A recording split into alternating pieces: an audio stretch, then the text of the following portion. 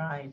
It's 4:02, and I want to be respectful of everyone's time, including our wonderful speaker today. Dr. Matt Holley, welcome. Thank you. We are very excited to have you join us today. Today is actually the last session of the Department of Medicine Diversity, Equity, and Inclusion Summer Series, and this is the second year that we have been doing this. I want to take the opportunity to thank everyone for their support throughout this summer and all year round when it comes to equity and inclusion. I have to say that this session counts towards the DEI requirement for those leaders that we have in the Department of Medicine joining, and also that we would really like and encourage you to complete the evaluation, which I will put at the end of the session in the chat for you all to link it to. I also would like to add that we do have another equity speaker coming for the Women in Medicine. It's September is also Women in Medicine month, and we will have Dr. Teresa Rohr Kirschgraber come back to us and give a talk on, give her a reason to stay women leaving the healthcare workforce. And this is an initiative that has been sponsored and a campaign initiated by AMWA. With that said, I would like to introduce formally Dr. Matt Holley, a good friend and colleague. The session title is Pronouns and Gender Identity and Why It Matters. Dr. Holley is an assistant professor of clinical family medicine in the Department of Family Medicine, where he also serves as the associate director of medical student education, and he's also assistant statewide clerkship director. Dr. Holley is probably best known for serving as the statewide course director for the Foundations of Clinical Practice Year 1 course. His primary research and service interests include innovations in clinical skills teaching, integrating social determinants of health and community engagement, and inclusive healthcare practices for LGBTQ+ patients and providers. And with that, I leave it all to you, Dr. Holley. Again, thank you very much for joining us today. Well, thank you, Dr. Soto, for having me. It is definitely a pleasure to be here. Just to give folks a little bit of warning, I am getting over a little bit of an allergy cold. So my voice is cracking a little bit here and there. So just bear with me if I cough and clear my throat a little bit, but very thankful to be here for you. So let me throw up my slide set and then we will get rocking and rolling. All right, as Dr. Soto mentioned, my name is Matt Holley. I use he, him pronouns, and family medicine is my primary home. Before we get started, I do want to kind of acknowledge everybody that's here. Thank you so much for taking the time to be here.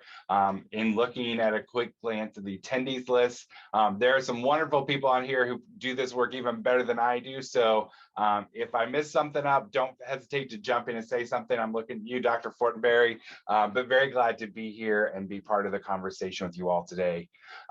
Before I begin, I do want to talk a little bit about kind of my positionality and where I come from in terms of talking about the topic that we have today. So first and foremost, I know that I identify as a white cisgender male. However, I do identify as a gay man and am part of the LGBTQ+ community. However, I do want to acknowledge that, I really come to this topic as an ally, as a supporter for my trans and non-binary friends and family. And that's why this is so important to me. And I will say too, as somebody who works with our MS1s each year, they push me more and more to be better and to do better. So I really come from this from a practical perspective.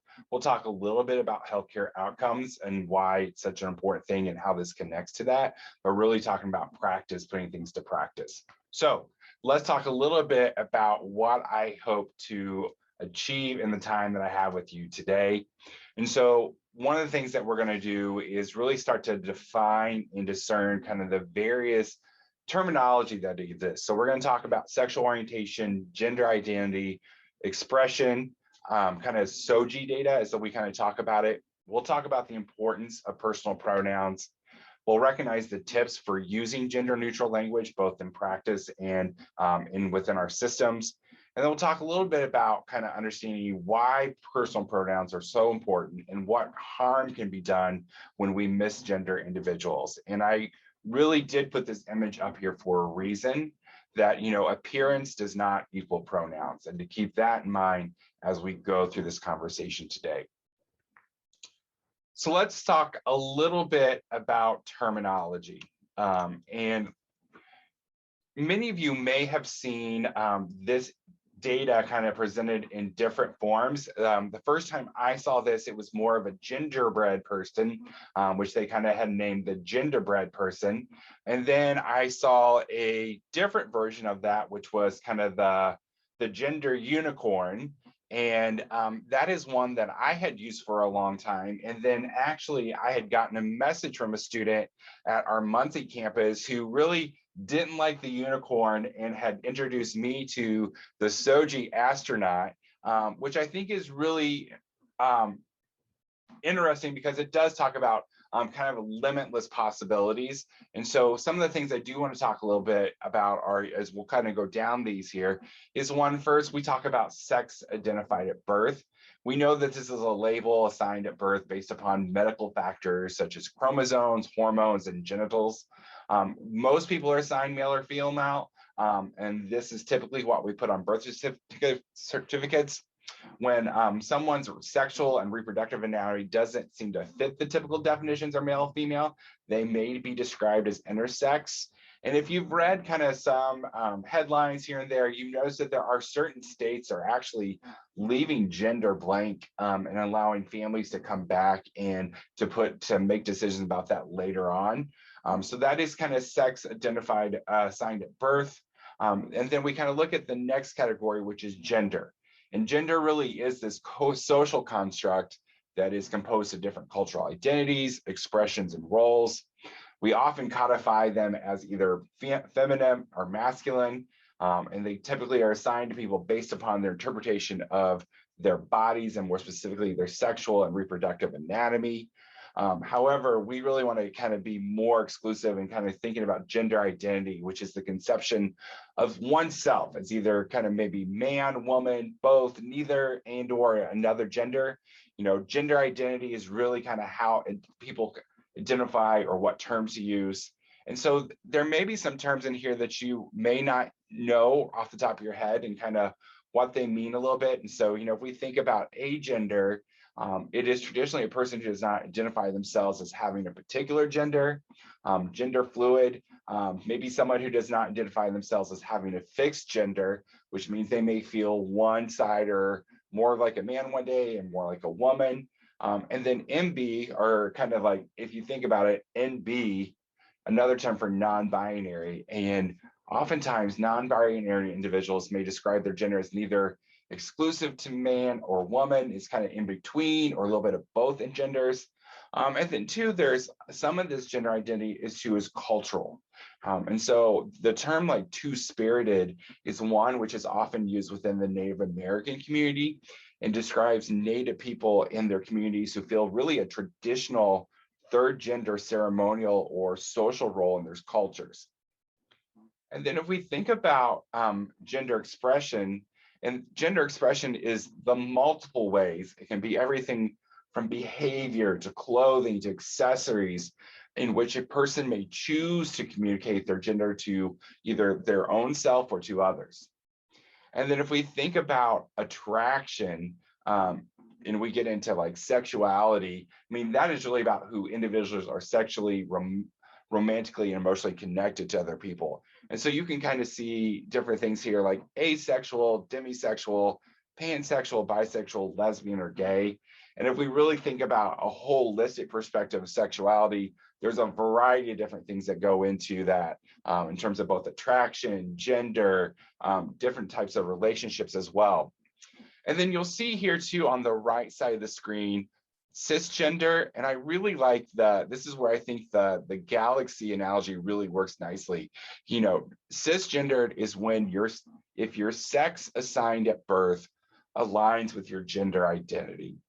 And so that means therefore transgender, if your gender does not align with your sex assigned at birth, that is transgender. So that's a little bit of the terminology.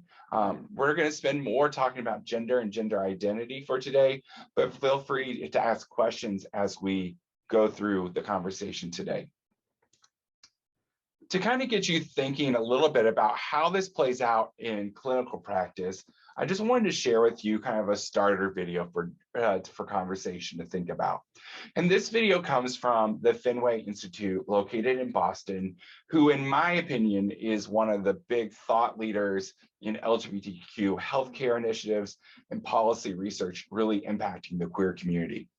And so I want you to think about if you had noticed on an intake form that a patient marked that they were unsure about their gender, how might you engage that patient in conversation? Would you just look at it and move on, or would you like maybe actually bring it up? And I want to show you how in just like quick 3 minutes, this provider has a very nice conversation with somebody who is unsure of their own gender identity. So let me share with you Hunter's story.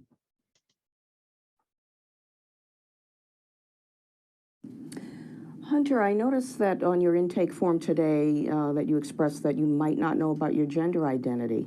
We don't have to talk about this today, but would you like to?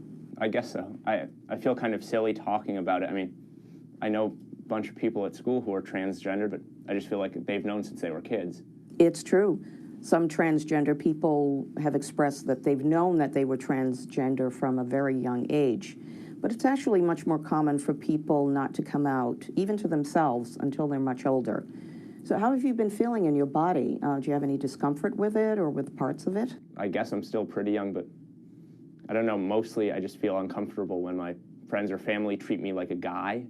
But I'm really confused because I don't feel like a girl either, and I'd never want someone to call me she. Oh, I understand. It's completely normal for you to feel uncomfortable about being treated as a boy and as a girl. You know, some people don't identify themselves as male or female. They identify themselves as being something in between, or as neither, or as both. Some people consider themselves as having a non-binary gender identity. Some people even use different pronouns if they don't feel comfortable being addressed as he or she. That makes a lot of sense to me, but I don't know, it sounds like a big change. Well, it can be, but there's no hurry at all. Let's just take things slowly and keep talking if you'd like. And there is certainly no hurry for you to be making any physical changes to your body, unless that is something that you would be interested in doing. One of my transgender friends takes hormones. I just didn't know that was something you could do if you didn't identify as a man or a woman. You certainly can. Just as transgender people identify as men or women, non-binary people can have gender-affirming surgeries or hormones that make their bodies fit with their gender identities. You know, transitioning is more than just about moving from one end of the spectrum to the other. If you decided at any point that you wanted to make any changes, we could have a conversation about your individual goals and what steps might make you feel more comfortable in your body. It's nice to know that could be an option. I do want to keep talking about it. Okay, in the meantime, I want to make sure during our visits that you're as comfortable as possible. So during the physical exam today, how about we talk about what language you like to use for your body parts? That sounds good to me. Okay, great. Hunter, would you have any interest at all in speaking with a therapist here at the center? We have some folks here who know a lot about gender identity, and it might be a good place to start. Yeah, I think so. I mean, maybe I'll call and make an appointment. Oh, great. Well, it's up to you. But thank you for letting me know how you've been feeling, and just know that it is completely normal for you to be thinking about your gender, even if you do nothing more than just talk about it. Do you have any questions for me? I don't think so. Thanks, doctor. Okay. So what I really love about this piece, a lot of people get nervous about how does this play out in clinic? I know it is when I talk about it with our first year medical students about how you ask these questions. And this is a nice short 3-minute video where the physician attends to a lot of needs and concerns of the patient, both intending to like where they are in their thought process, but also thinking about how where they are in their thinking also impacts how they're feeling about their body. So I think it's a great example to do. And like I said, this comes from the Fenway Institute, who has a whole host of library resources, which are great for a training perspective. So let's keep going on. And Hunter, I noticed. we've already talked to Hunter, but wanted to talk a little bit about terminology. Just like many things, language changes over time. And if I know anything about my time as a queer man, our community loves to create new terms and constantly evolve the language that we use within our community. And while certain terms may have been commonly used and may still be used a lot, sometimes in the medical literature, please know that many of these things are outdated and should kind of be replaced with current terminology. And so it just gives you kind of example of, if you read an older journal article where you're talking about trans men, you might see it written in the journal article as male to female or F to M, whereas we're really trying to move the language where those are just trans men. And so you can see too, assigned female at birth, where we're talking about that sex assignment at birth, thinking about, this also talks about like preferred pronouns. We try to get rid of that preferred part of it, and it's like it should be personal pronouns. It's the same thing too if you think about where the conversation has gone over the years about sexual orientation. Some people will call it a lifestyle, and usually many people in our community will change that vernacular. And then you can also see too here at the end, the bottom term in there, thinking about gender confirmation surgery as compared to sexual reassignment surgery. So really kind of thinking more about where the terminology is. And the one thing I will tell you is that if you're working with patients and individuals where a term comes up that you don't know, don't be afraid to ask. Be like, hey, I noticed that you referenced this term. Tell me what that means for you. And I will also say that many of the terminology or in the terms used within the queer community, they are definitely held by the individual who holds them. And so what, particularly when we think about sexual orientation and what's it mean to be pansexual or polyamorous or some of those things that you really need to ask clarification from the patient about what they mean. So with all this in mind, let's get to really why I'm here today, which is to talk a little bit about pronouns and kind of why they matter. So first and foremost, what is a pronoun? We use pronouns because we use these to refer to either people we're talking to, like I and you, or we also use them as like potentially being about the person being talked about in the third person.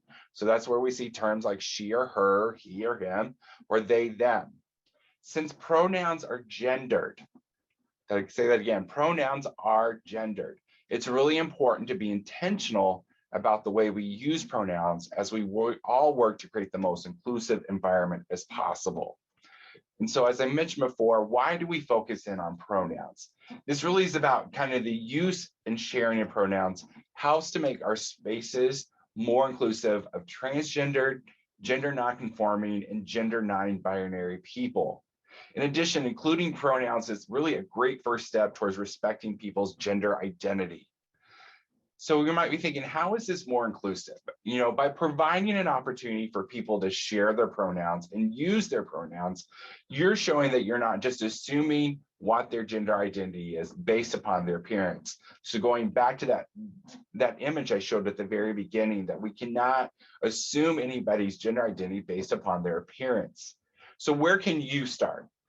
This is the opportunity to really be an advocate for yourself and others, and thinking about including pronouns on your name badge, your ID badges, during introductions. As you see here, these are examples of some buttons that were created at the Mayo Clinic. Really be cognizant of your audience and be prepared to answer the questions about why you are making pronouns visible. That is probably the biggest pushback I get, is like, why do you keep throwing this pronoun stuff down our throats? Part of it is you're making space. You're creating more seats at the table for people to feel included and be part of the conversation. And so that's what's important to me, and that's why I'm going to do it. Now, what happens if, you're not ready or want to share your pronouns? That's okay. It is completely okay. What we're trying to do is provide space and opportunity for everybody to share their pronouns. Does that mean that everybody actually feels comfortable or needs to share their pronouns? It's really all about meeting people where they are. So how do I show support? Obviously, there's visible support that you can do, but in addition to just using pronouns, I want you to think about how to use gender neutral language. And if you think about it, so much of our everyday lives has these pushes up towards gender and gender identity. And so there are really some ways to think about gender neutral language, very much so like we think about person-centered language. And so some of the kind of tips for using gender neutral language is, if you feel more comfortable, introduce yourself with your pronouns as a model for others. Practice, practice, practice. Whenever possible, think about taking the lead from our transgender and gender nonconforming patients and colleagues. Welcome feedback. And like I said, always be ready to make adjustments as you continue to make your spaces more inclusive. And then thinking about when you're addressing groups of people or people who pronouns you haven't been told, think about using that gender neutral language such as friends, folks, all, or even y'all. So y'all with Southern roots, this is your welcome opportunity to actually start using y'all and not get in trouble for it. And the reason I do this is that, and I think it's really important for many of those us, as the image shows here on the right, it is a privilege not having to worry about how someone will gender you as a result of how they perceive your gender identity.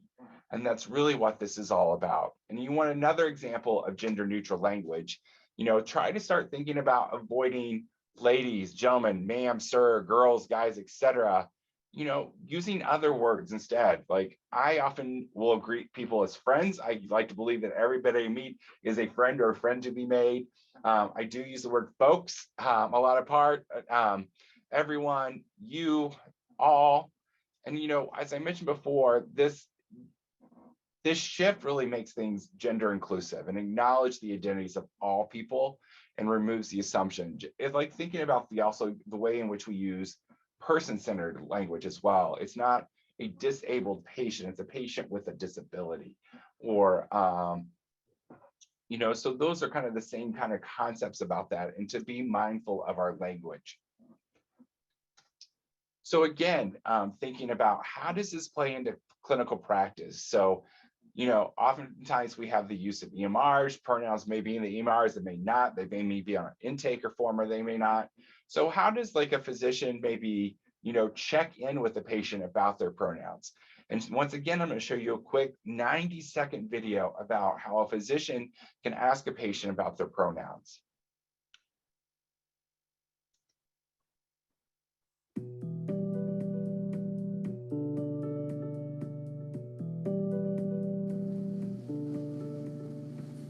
Hi, Dr. Russell. Kai's in the room. I have Kai's chart right here. Thank you. Hello, Kai. How are you doing today? I'm good. How are you? I'm well, Kai. Last time we met, I recall your pronouns were he, his, him. Now, I don't want to make any assumptions. I always like to check with my patients again. What are your pronouns? Thanks for asking. There's Z, here, and here's. Okay, great. I'd like to make a note and let my other staff know. And could you spell those for me? Sure. Z-E-H-I-R-H-I-R-S. Okay, great. And please let me know if I make any mistakes. Oh, no problem. I will. So one of the things that's very nice about this video is, one, from the very beginning, you see whether it's the nurse or the medical assistant hand off to the physician. It's really important that there's buy-in across your healthcare team. One of the things that we'll talk about a little bit later is that, oftentimes misgendering will happen at the very first moment. A patient checks in, the record doesn't match something, or they don't see the chosen name, they don't see the personal pronouns, and it creates that kind of uncomfortableness for the patient. So we'll talk a little bit about that in a little bit, but I think it's a nice example of it's really got to be bought in by the entire healthcare team as well. And then also too, in this particular instance where the physician checks in with the patient, reminds them about where they've been, where we are now, and then also clarifies the spelling of those pronouns. So a wonderful kind of a quick video about how that can be done really seamlessly. In this So you may be thinking about kind of why do we put this conversation into place? And part of it is it really is about making our spaces inclusive for all individuals, but then also on top of that, thinking about it from a healthcare perspective, it's really about providing the best possible care and creating the best possible health outcomes for our patients.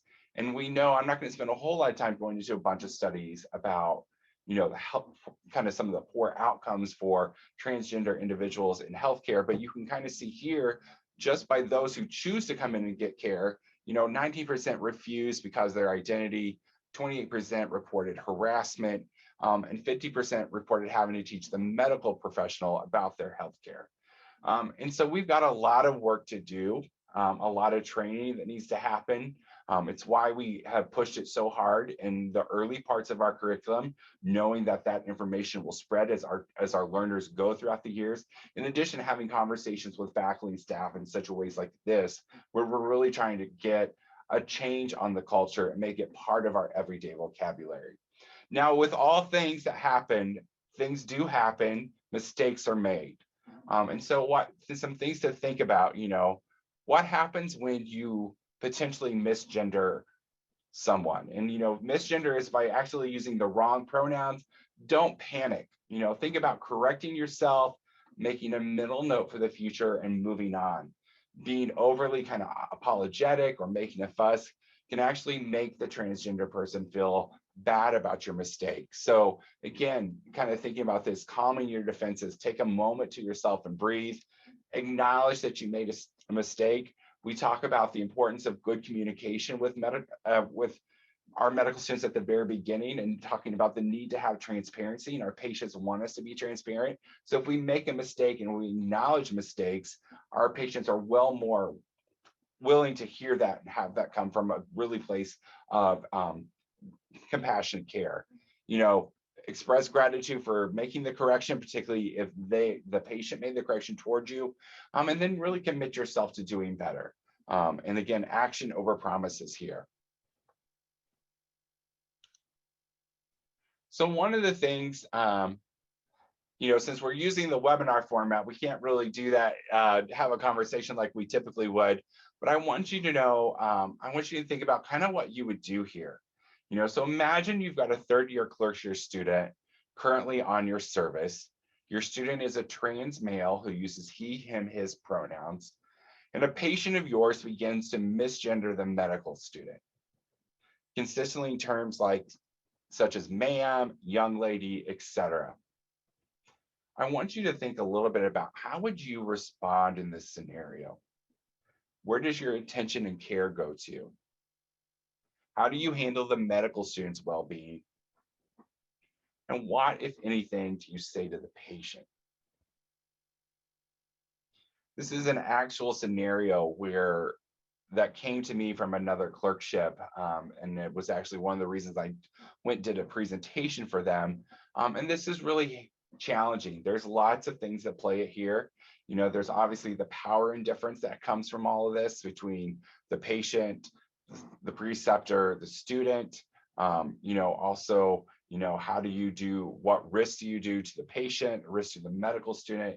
So it's a very complicated thing, but it's something I think I really encourage people to think about what they would do in these type of scenarios. And if you're ever curious about kind of how to respond to patients when maybe something like this or another kind of microaggression would happen, Dr. Alvaro Torre and his team within the Office of Diversity Affairs do a wonderful kind of bystander, upstander presentation, which may have already been part of your series, but it's an incredible presentation to help you think about what can be done in these types of situations.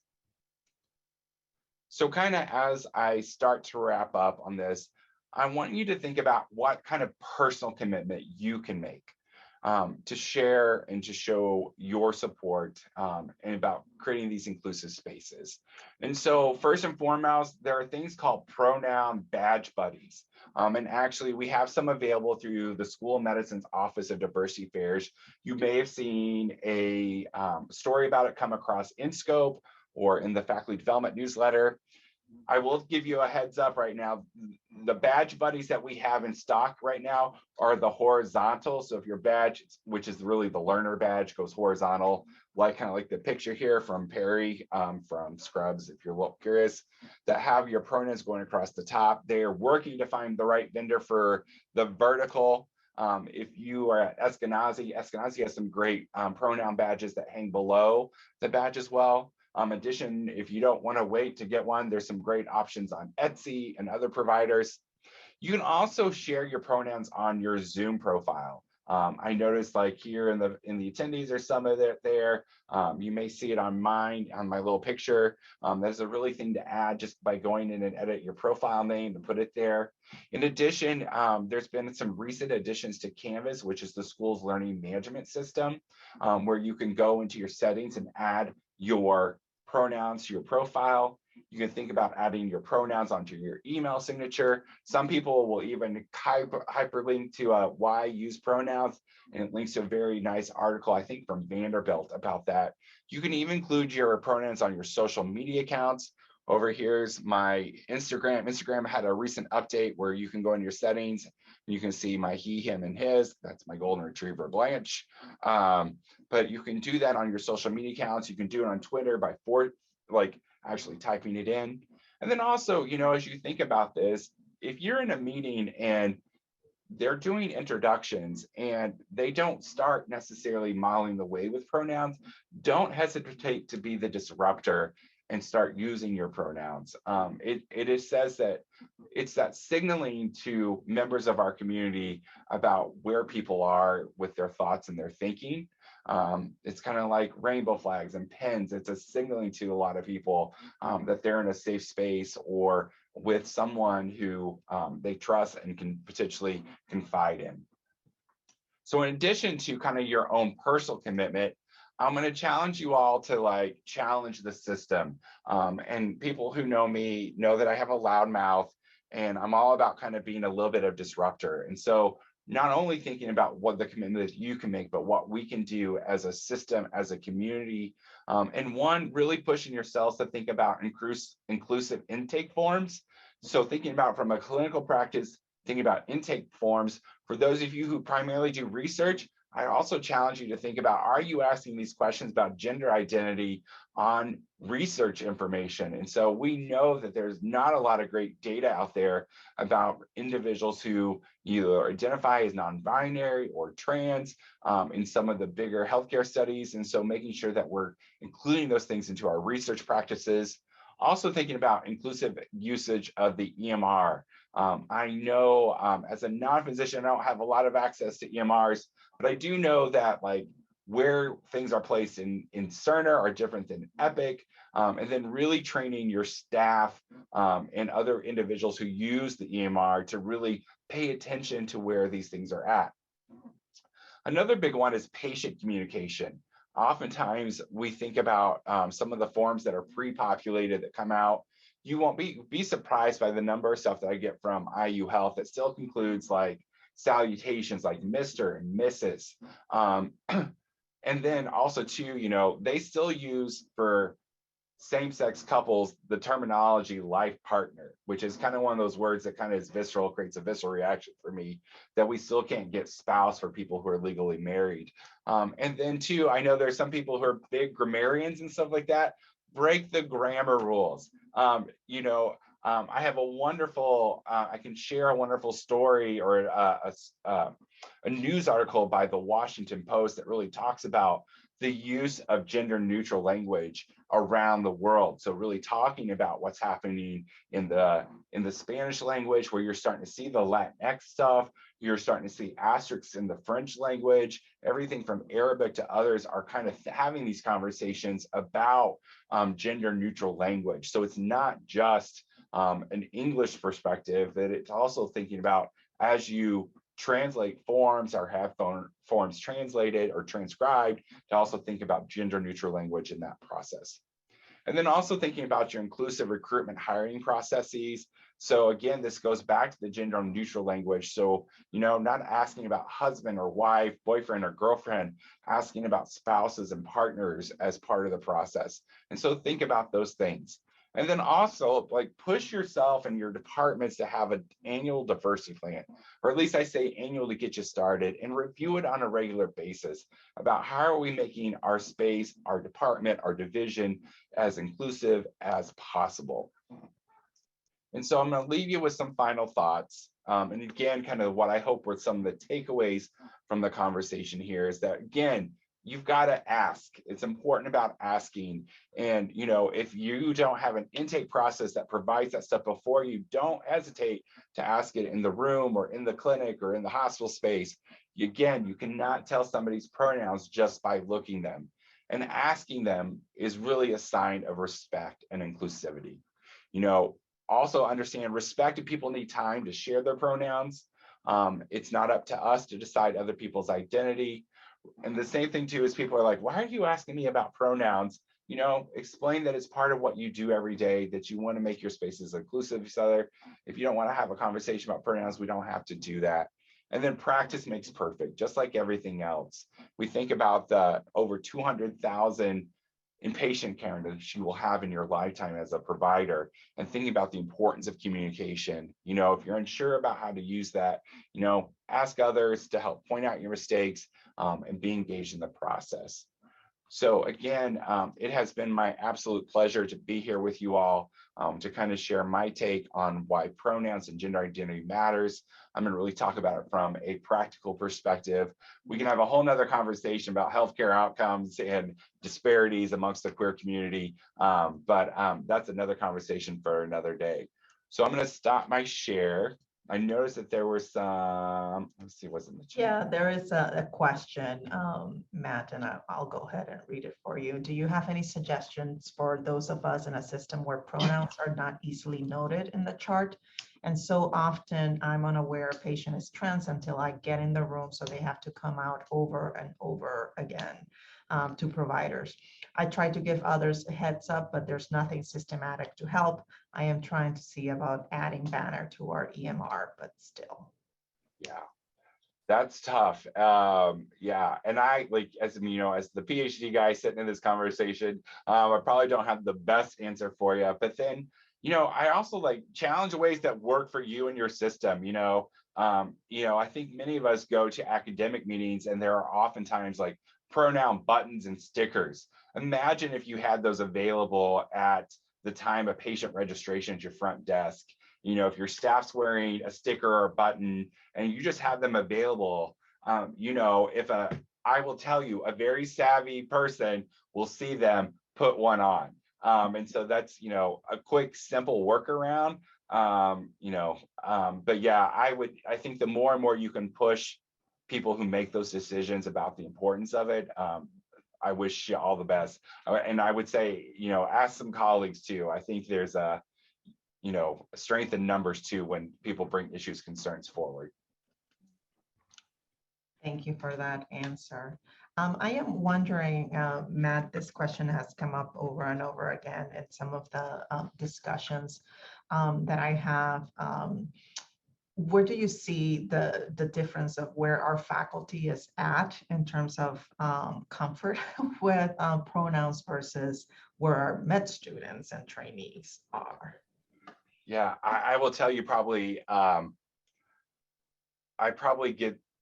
probably where most of this comes from, is that, I've been doing this work with MS1s for like 6 years now. And what I have now are like 3rd and 4th years that are going into clinic.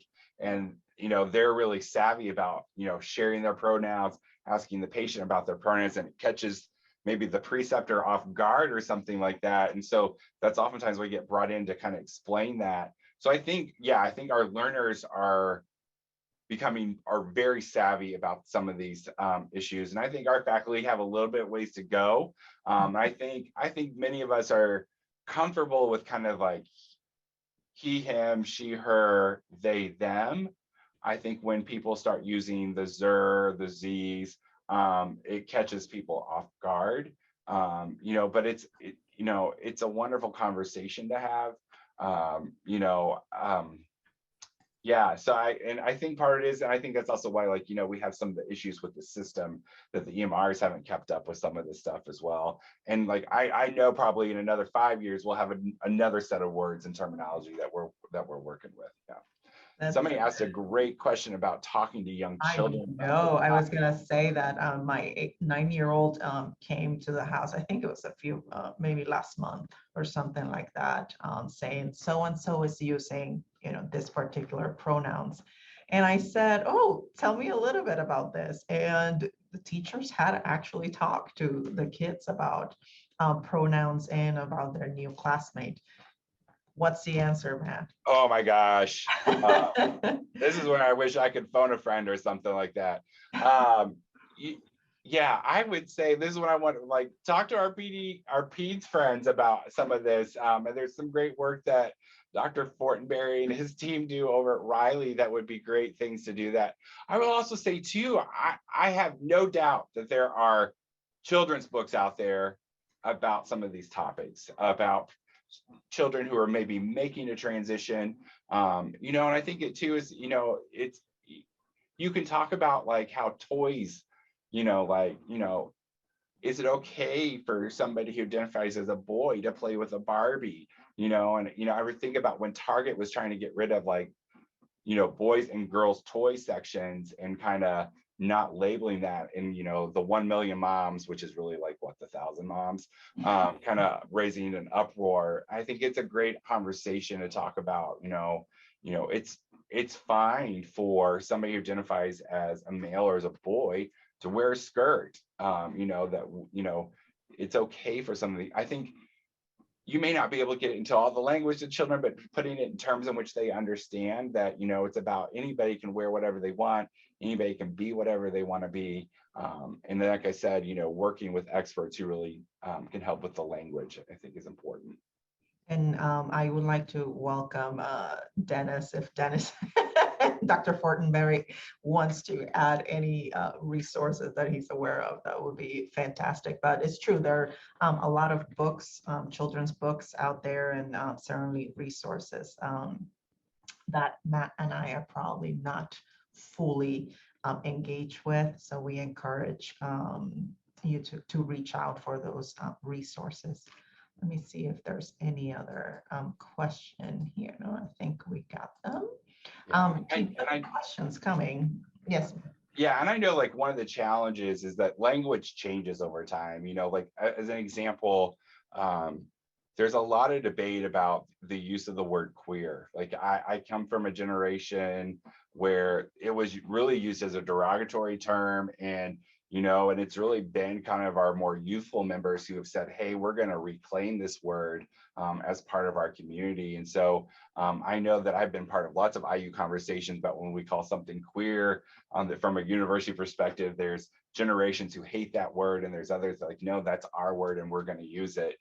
So it is, language is challenging. Yeah. Yeah, I would like to add to that, especially, I know you mentioned, right, the use of Latinx and changes in other languages. And even then, I do believe language is fluid, but there's also some limitations, especially when it comes to a language like Spanish, where everything is masculine and feminine. And how do you actually change a language in order to be inclusive, right? Like it's not just little words here and there, it's truly changing a language. So let's see here.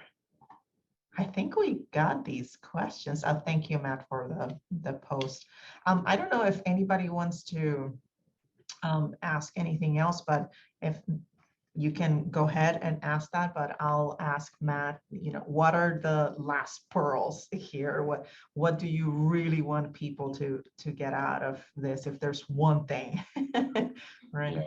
I'll go back to that first image. Appearance doesn't equal pronouns, and it's important to ask. And asking is actually a sign of respect. Good. Thank you. Let's see. I'll just wait few more seconds to see if anybody has any more questions. And just a couple of things that people are involved in, like in getting more involved in some of this work. We have a great Medical Student Alliance, and so we're always looking for faculty and staff who want to be engaged with our learners. In addition, there's an LGBTQ+ healthcare committee where we talk about issues not only impacting the med school, but also IU health in our community. In addition, there's a great transgender health conference that we offer each year here at the university. So information will be coming out about that, which typically is in March or April of each year. So yeah, a lot of great resources and a lot of talented people across IU. So it was wonderful to be here. I'm very appreciative of the departments and places that are open to the conversation because it just makes us a better place to be. Oh, thank you, Matt.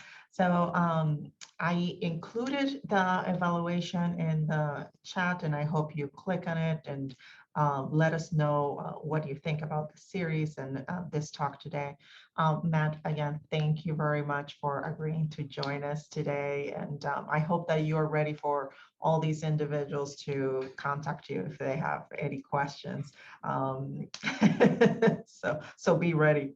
All right, I'll be ready. Well, Thank you good again, night, everybody. everybody. Thank you very much for joining us, and until next summer. Until next June with the Department of Medicine EDI Summer Series, and this was a great way to close it, Matt. Thank you so much. Thank you. Y'all have a great day. Bye, everybody.